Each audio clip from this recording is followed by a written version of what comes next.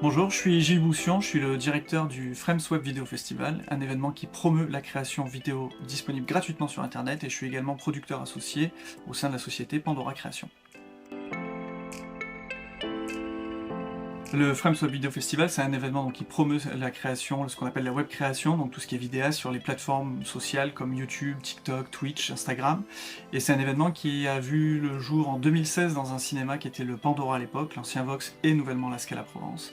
Et c'est un événement, donc on va faire la 8e édition cette année, qui propose à la fois une partie publique où on attend à peu près entre 1200 et 1500 personnes par jour sur le week-end du 13 et 14 avril, et un retour de 500 professionnels les 15, 16 et 17 avril au Palais des Papes pour cette partie-là. Le reste, ça se passe dans l'intramuros d'Avignon, dans différents lieux.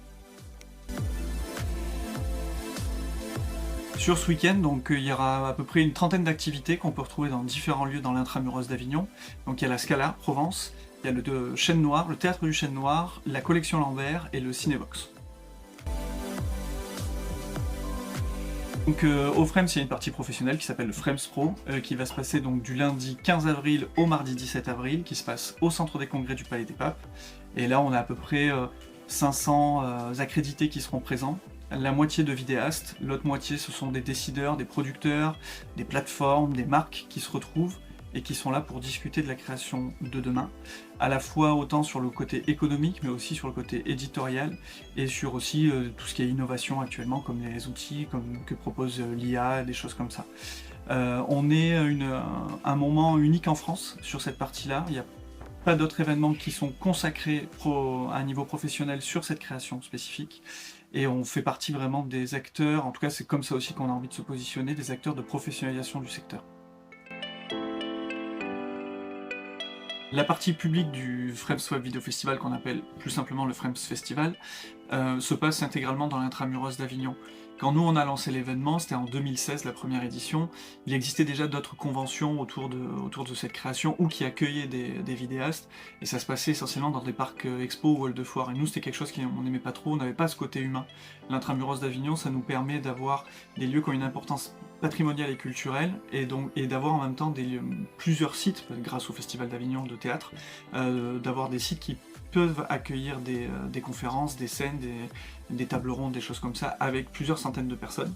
Et les avantages des infrastructures préexistantes, c'est ce qui fait aussi le succès des éditions de Frames sur la partie publique.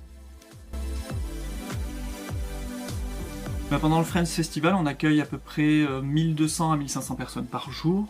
C'est des festivaliers qui viennent d'un peu partout en France. On a à peu près 10% d'Avignonnais, 30% de région sud, et tout le reste vient d'ailleurs.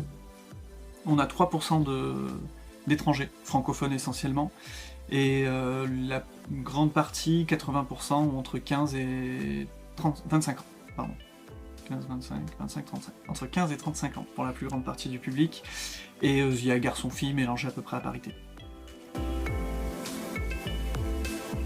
Cette année au Frames Festival, donc la partie publique de l'événement, on a 2 parrains qui ont travaillé avec nous sur une programmation. Les 2 parrains, c'est Mister MV, qui est un des plus importants streamers en France, donc qui est sur la plateforme Twitch, et Clément Viktorovitch, qui est politologue, et qui a également une chaîne Twitch qui cartonne de plus en plus.